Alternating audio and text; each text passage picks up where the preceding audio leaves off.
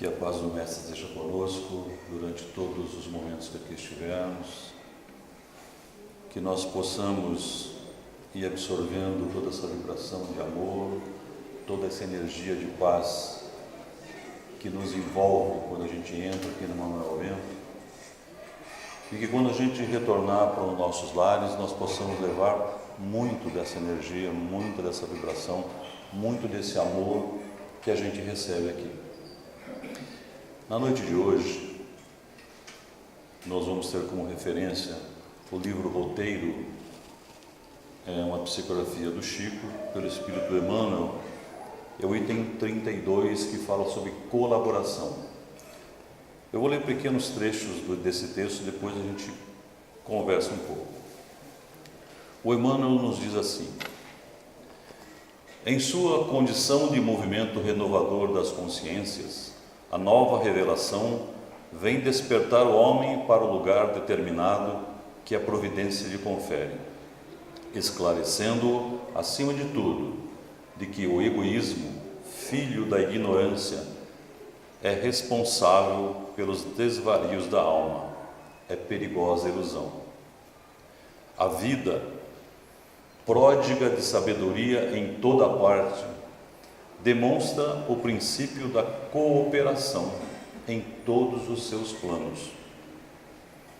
O verme enriquece a terra e a terra sustenta o verme. A fonte auxilia as árvores e as árvores conservam a fonte.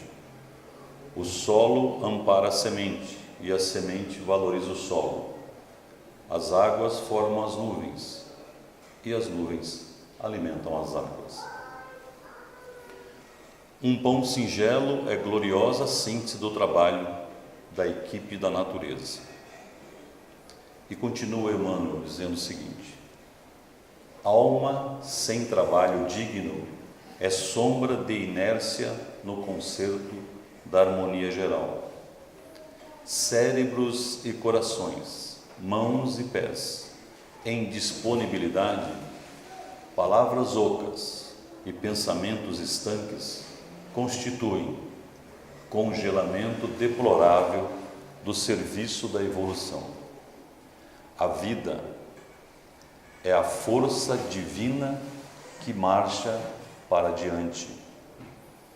Obstruir-lhe a passagem, desequilibrar-lhe os movimentos, menoscabar-lhes os dons e esquecer-se o valor, é criar aflição e sofrimento, que se voltarão, agora ou mais tarde, contra nós mesmos. E o Emmanuel conclui com o seguinte texto: as almas que regressam do túmulo indicam a cada companheiro da terra a importância da existência na carne, acordando-lhe na consciência não só a responsabilidade de viver, mas também a noção do serviço incessante do bem, como norma de felicidade imperecível. Então, nosso amigo Emmanuel nos chama, nesse texto, para que a gente entenda a importância de estarmos encarnados. O propósito de estarmos aqui encarnados é trabalhar pelo bem. Esse é o nosso propósito principal. E em algum momento das nossas existências, a nossa consciência vai, com certeza, nos perguntar isso: o que fizemos na jornada encarnados para colaborar com a obra divina? O que fizemos? Nosso querido irmão André Luiz nos reporta, no livro Nosso Lar, que quando ele se recuperou e estava iniciando os trabalhos lá de atendimento àqueles espíritos que tomavam a consciência de estarem desencarnados, o que mais doía naqueles espíritos não eram as formas como os desencarnaram, que mais doía naqueles espíritos era a consciência de terem desperdiçado mais uma encarnação. E o Emmanuel nos chama para que pensemos isso. Mas afinal de contas, se o bem é a obra divina, qual é a obra divina? Até para que a gente saiba no que nós precisamos trabalhar. E no livro Boa Nova, nos é relatado o encontro entre o Mestre Jesus e o juiz Anã. Esse juiz Anã, posteriormente, ele foi um dos julgadores do Mestre. Ele questiona Jesus o que ele entendia ser o reino de Deus. E Jesus responde: o reino de Deus é a obra divina no coração dos homens. Então vejam, aonde está o reino de Deus? Aonde está a obra divina? Nos nossos corações, nos nossos espíritos. E João, lá no capítulo 4, versículo 8, diz o seguinte: quem não ama, não conhece a Deus, porque Deus é amor. Então, se eu não estou fazendo nada, como diz o Emmanuel, se eu estou com meus pensamentos soltos, se eu absolutamente não faço nada nessa encarnação em favor do bem, em favor do amor, eu não conheço a Deus, porque Deus é amor. E Deus é o princípio inteligente de todas as coisas. Mas se esse Deus é amor, se o reino de Deus é o pulsar desse amor, como está o pulsar desse amor nos nossos corações hoje? Como é que nós estamos vibrando em direção ao próximo? Ou como é que nós estamos vibrando por nós mesmos com melhores sentimentos? O Mestre, desde que ele iniciou o trabalho aqui quando estava encarnado, ele sempre buscou ajuda para implantar o reino de Deus entre os homens. Aonde ele andava, ele buscava colaboradores, né? Se a gente lê aí, ele tinha os apóstolos, tinha os discípulos. Mas qual a diferença entre discípulo e apóstolo? Apóstolo, segundo as definições, é aquele que é enviado, é aquele que vai dar continuidade à missão do Mestre ao qual ele estava junto. Discípulo tem um significado que é aquele que aprende, é aquele que segue o ensinamento de um mestre. Mas às vezes, por não entender como esse ensinamento tem que ser vivenciado, ele troca de mestre. Nós podemos refletir e pensar da nossa vida, da nossa jornada, se nós já não trocamos de mestre, se nós não seguíamos um entendimento do que era o Mestre Jesus, e porque não estávamos satisfeitos, buscamos outro entendimento e outro entendimento. O grande senão de nós estarmos buscando um mestre em diversos lugares, que nós esquecemos de procurá-lo no lugar em que ele está, aqui dentro. E eu só vou encontrar esse mestre quando eu começar a cooperar com o bem, quando eu começar a amar efetivamente. Agora que a gente entendeu o que é discípulo e o que é apóstolo, a diferença entre os dois, se Jesus passasse no nosso caminho, na nossa jornada diária e nos chamasse para segui-lo, o que nós seríamos? Apóstolos ou discípulos? Apóstolo é aquele que vai continuar a missão do Mestre, vivenciando os seus ensinamentos, porque foi assim que Jesus esteve aqui nos ensinando. Ele mostrou como amar ao próximo, ele mostrou como perdoar. Ou seríamos discípulos? Vamos seguir esse Mestre? Mas se daqui a pouco ele falar que eu preciso mudar alguma coisa dentro de mim para entender o seu amor, eu vou falar assim, mas é muito difícil. Acho que eu vou procurar um mestre que seja mais fácil. Como é que nós estamos hoje na nossa jornada? Afinal, hoje, nós estamos ou não estamos com Jesus? Para cada um pensar. Porque se eu me coloco com esse mestre, é sinal que eu reconheço esse mestre aqui no meu coração. É sinal que eu reconheço que ele continua aqui dentro construindo o reino de Deus, que é um reino de amor. Mesmo que no meu entorno, mesmo que no mundo onde eu estou, o que eu mais vejo é violência, é injustiça. Como é que está o mundo aqui dentro? O que é que eu estou mandando para esse mundo aí fora? Qual é a minha vibração? Qual é o meu principal sentimento? Num dia como hoje, da hora que começou até agora, quantas vezes será que eu vibrei amor, vibrei compreensão, vibrei paciência? E quantas vezes será que eu vibrei intolerância, que eu vibrei preconceitos, que eu vibrei raiva, que eu vibrei maledicência a respeito da vida do outro?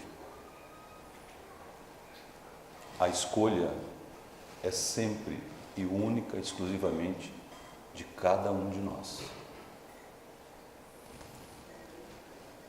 Santo Agostinho dizia, e a gente tem essa passagem de Santo Agostinho no Evangelho segundo o Espiritismo, que ele, ao final do dia, quando colocava a cabeça para dormir, para descansar, ele fazia um levantamento do dia. O que eu fiz durante o meu dia que fez o bem para o outro? O que eu fiz nos meus atos durante o dia que ajudou alguém, que aliviou a dor do outro, que o outro sentiu que aquilo que eu estava passando para ele era o meu melhor?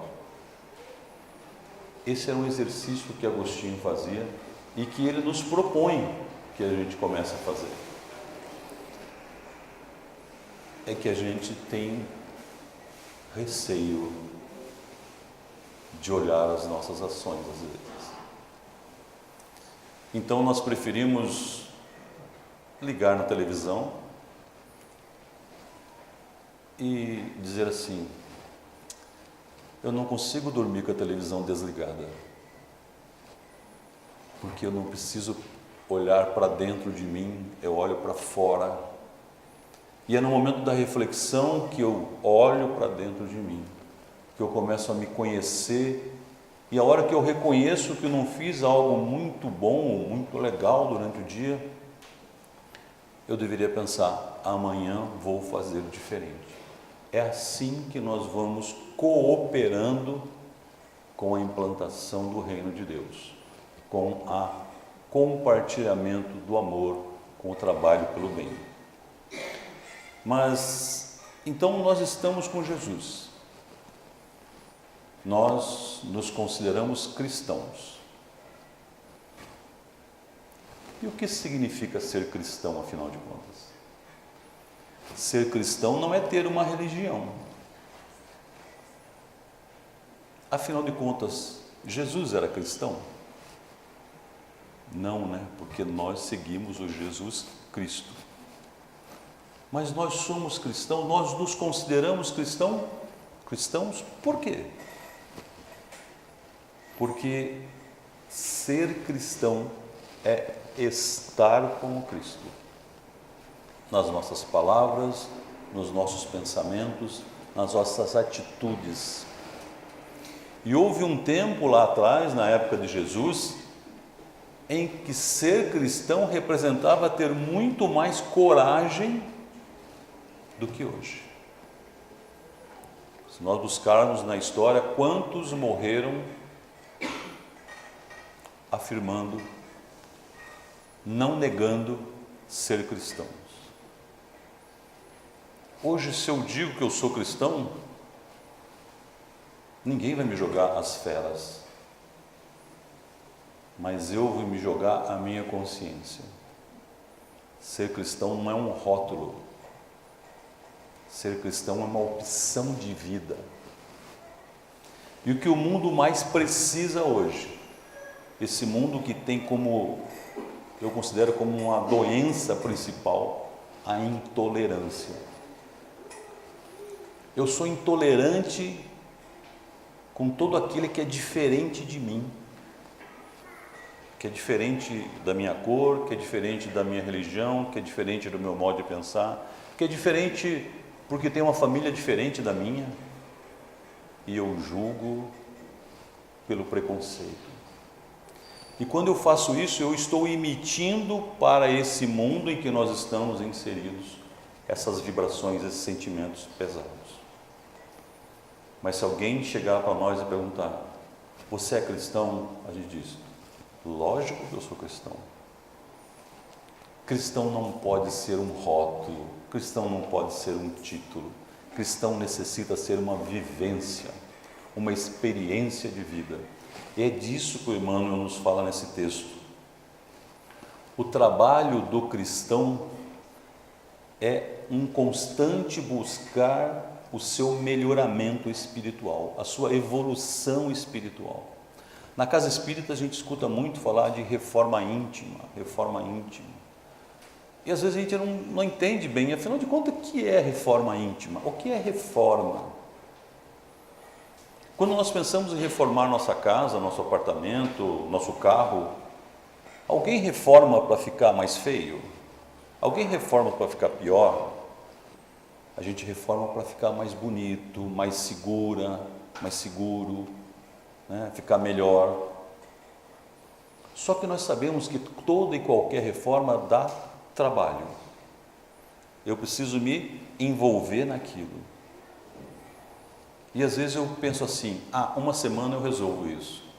Resolve não.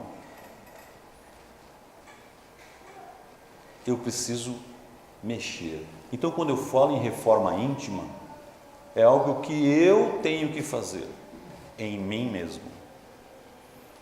Porque nós somos muito prodigiosos em propor a reforma íntima do outro.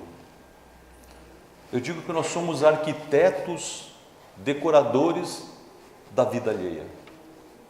Eu sei o que é o melhor para o outro. Eu sei sempre o que é melhor para o outro. Mas eu faço isso? Eu sinto isso? Eu pratico isso? Então a gente tem que pensar o seguinte: cooperar no trabalho cristão, como diz o Emmanuel, cooperar no trabalho do bem, é praticar os ensinamentos que Jesus esteve aqui nos mostrando.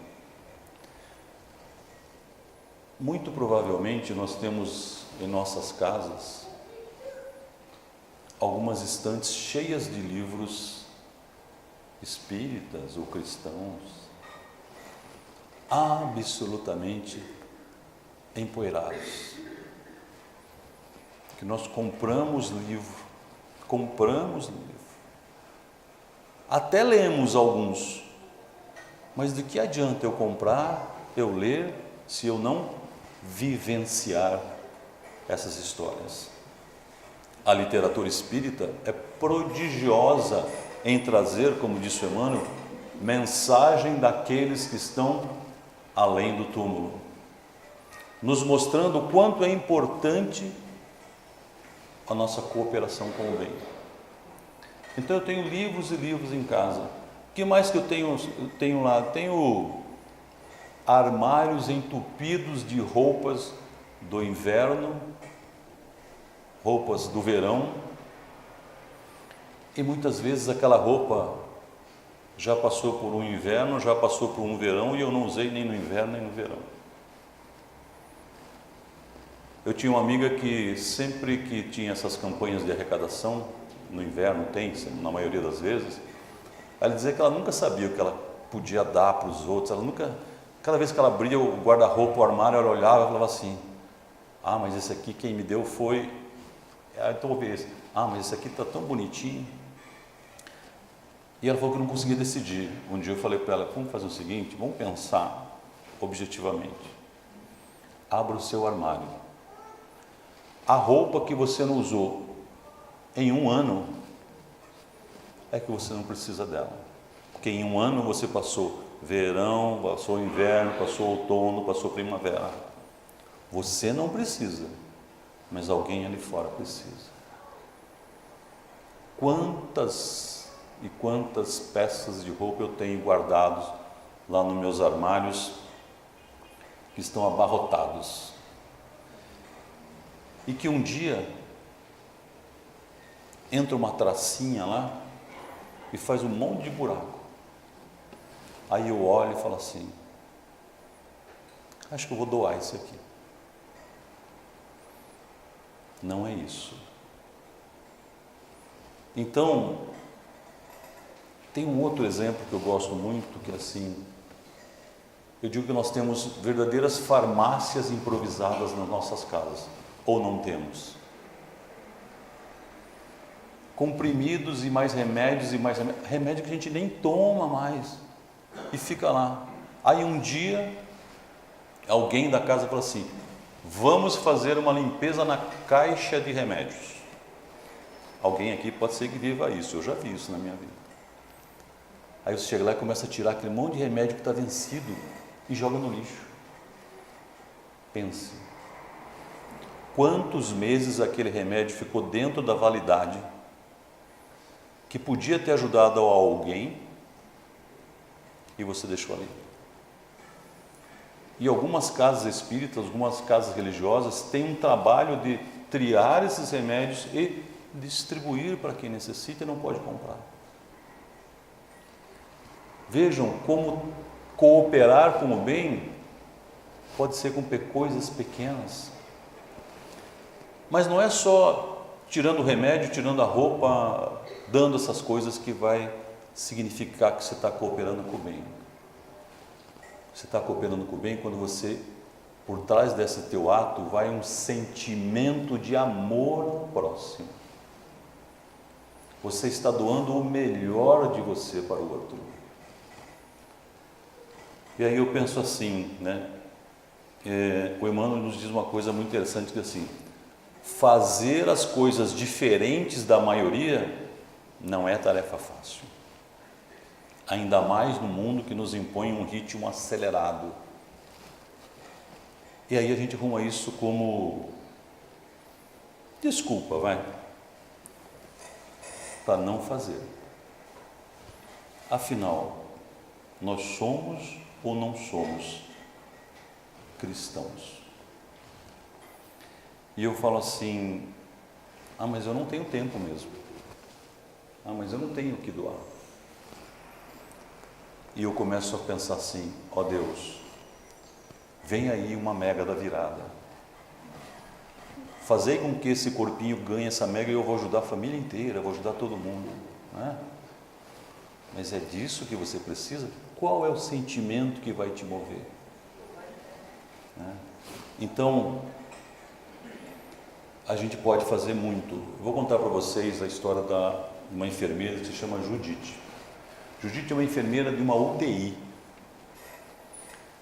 E ela, a gente sabe que na UTI é bastante restrito, eles têm exatamente qual procedimento fazer, e ela cumpria rigorosamente tudo o que manda o roteiro de trabalho dela. E isso era o que era esperado dela. Mas o que Judite fazia de diferente? Quando ela chegava para trabalhar de manhã, e ela colocava a roupa, ela passava em todos os leitos da UTI e falava: Bom dia, meu irmão. Bom dia, minha irmã. Hoje é terça-feira. Lá fora está chovendo, ou lá fora está fazendo sol, mesmo para aqueles que estavam inconscientes. E ela fazia mais uma coisa, ela pegava o lençol e ajeitava para cobrir a pessoa, porque ela pensava, se ela estivesse consciente, como ela se sentiria se estivesse exposto como está aqui? Isso não estava no contrato de trabalho dela, isso estava na essência dela.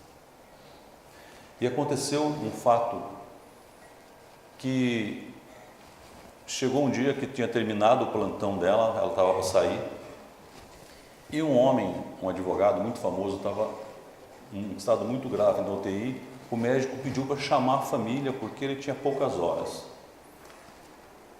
E nesse dia tinha caído uma tempestade na cidade, dessas que a gente conhece aqui, que ninguém consegue ir para lugar nenhum. Mas chamaram a família. E a Judite estava saindo do plantão. Quando ela ouviu aquilo, ela voltou lá no leito desse homem e falou para ele, tranquilize-se, sua enfermeira está aqui. Pegou na mão dele e disse, vamos fazer uma oração juntos. E ela começou a falar, quero manifestar minha gratidão ao meu Pai, a Deus, por tudo que Ele me deu na vida, pela minha família, pelos meus filhos, pelos meus netos, por todas as coisas boas que aconteceram na minha vida. E ela fez essa oração, pegando na mão do homem, e no final ela concluiu assim, Pai, me receba nos seus braços. Nesse momento, o monitor cardíaco apitou. Ela sabia que aquele espírito tinha desencarnado. Alguns minutos depois chegaram os familiares, mas não dava mais para se despedir dele. Mas eles foram até ela para agradecer, porque ela não deixou ele sozinho naquele momento. Ela não precisava ter feito aquilo. Se ela tivesse saído, isso é fazer o bem, praticar o amor. Não precisa estar escrito. Nós sabemos aqui na nossa essência o que o outro precisa. Nós sabemos aqui na nossa essência como eu posso modificar ou fazer o bem para o outro. E eu não preciso estar trabalhando numa UTI para estar fazendo isso. Nós temos convivendo conosco quantos espíritos que estão necessitados simplesmente de uma palavra nossa, simplesmente que eu reserve um minuto para ouvi-lo, simplesmente para que ele sinta que ele faz parte da minha vida, o quanto é importante estar com essa pessoa, porque chega amanhã, pode ser que a gente não esteja junto mais. E é importante que as pessoas saibam o sentimento que nós temos pelo outro. Por que é que nós não dizemos mais para o outro que eu te amo, você é importante na minha vida, você faz a diferença na minha vida, você precisa de mim, o que eu posso te ajudar? Um dia vai chegar.